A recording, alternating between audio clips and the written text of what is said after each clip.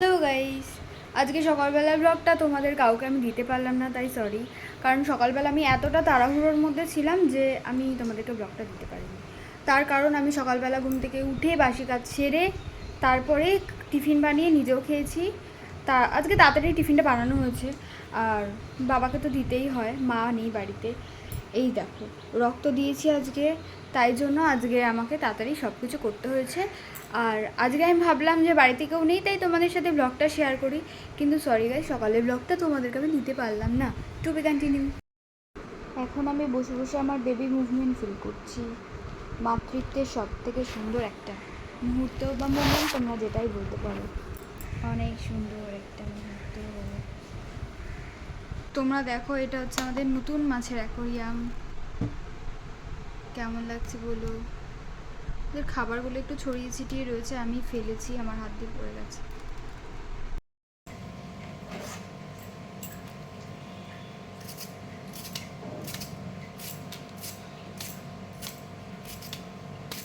এখন আমি রান্না করব, তাই জন্য সব কিছু কাটাকাটি করছি।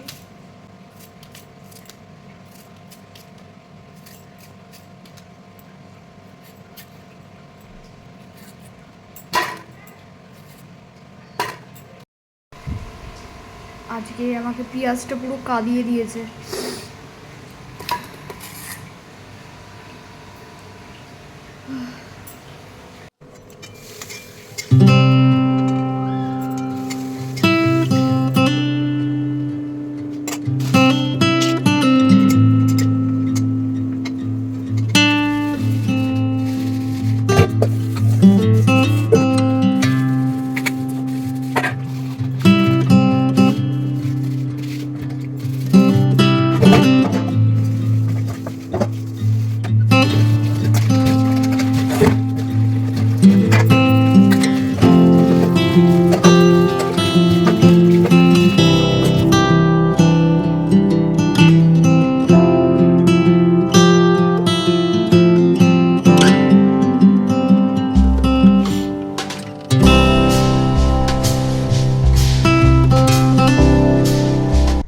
আজ শরীরটা খারাপ বলে রান্না করলাম পাঁপড় ভাজা, ডিম ভাজা, বেগুন ভাজা আর চিংড়ি মাছ দিয়ে খিচুড়ি।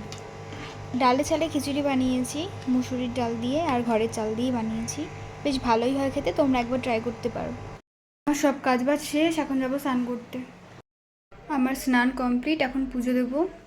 দেখো, অবশ্যই এই অবস্থায় তো আমার এখন পুজো দেওয়া বারণ, কিন্তু আজকে বাড়িতে কেউ নেই, তার জন্য আমাকেই পুজো দিতে হবে। তাই ভগবানের কাছে ক্ষমা চেয়ে পুজোটা আজকে দিয়ে দেবো। ভগবানকে তো আর না খাইয়ে রাখা যায় না।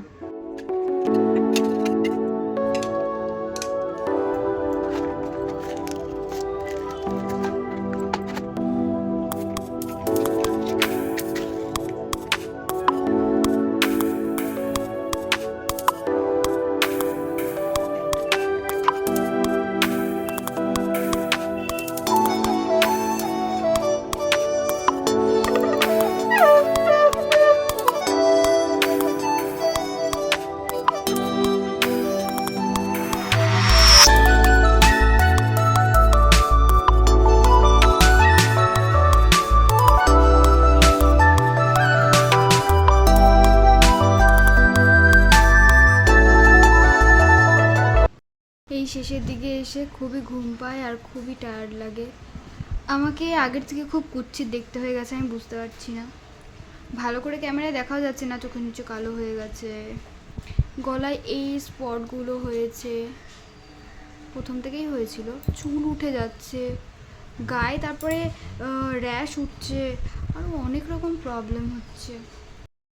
শরীরটা খারাপ থাকার কারণে প্রত্যেকটা কাজ তোমাদেরকে দেখাতে পারিনি, ক্যামেরা অন করা আমার পক্ষে সম্ভব হয়নি। আর আমি তাও তোমাদেরকে চেষ্টা করেছি ছোট ছোট জিনিস দেখানোর জন্য। আজকে শরীরটাও ভালো না, এর জন্য খিচুড়ি রান্না করেছি, আর বাইরে বৃষ্টি পড়ছে, ভালো ওয়েদার। এখন আমার সব কাজ কমপ্লিট, আমি এখন শোবো।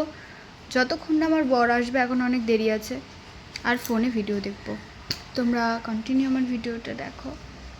ভালো লাগলে অবশ্যই লাইক, কমেন্ট, শেয়ার এবং সাবস্ক্রাইব করে দেবে। এখন দুপুর 1:30 বাজে, আর আমার বড় বাড়ি চলে এসেছে, তাই ও হাত মুখ ধুয়ে আসলো, আর আমরা খাবার বেড়ে খাওয়া শুরু করে দিয়েছি। আজকে দুপুরের খাবারটা কেমন তোমরা কিন্তু অবশ্যই বলো। আর আমার বরকে দেখো কত তাড়াহুড়ো করে খাচ্ছে। কারণ ওকে তাড়াতাড়ি অফিসে যেতে হবে। তোমরা অবশ্যই ভাবছো বাবাকে রেখে একা কেন খেয়ে নিচ্ছি। আসলে এই সময় আমি এখন না খেয়ে থাকি না। বাবা পরে এসেছিলো, বাবাকে পরে খেতে দিয়ে দিয়েছিলাম। এখন সন্ধ্যে হয়ে গেছে, আমি ঘুম থেকে উঠলাম, এখন ফ্রেশ হব, এখন বাবার জন্য চা করব। বাবা এ নাও চা। আমি চা খাই না, তাই জন্য কথা খাচ্ছি।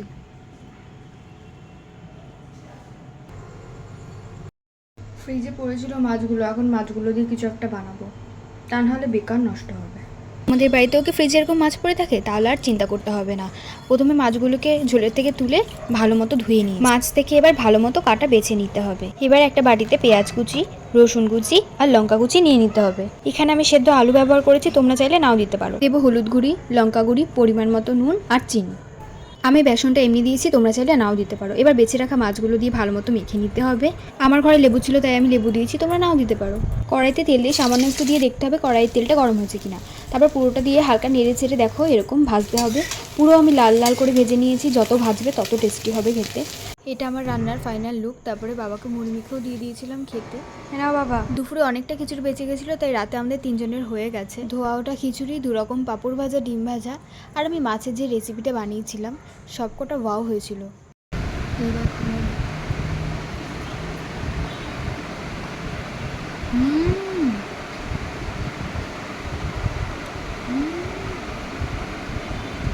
মাছের এটা দিয়ে খেতে ওয়াও লাগছে।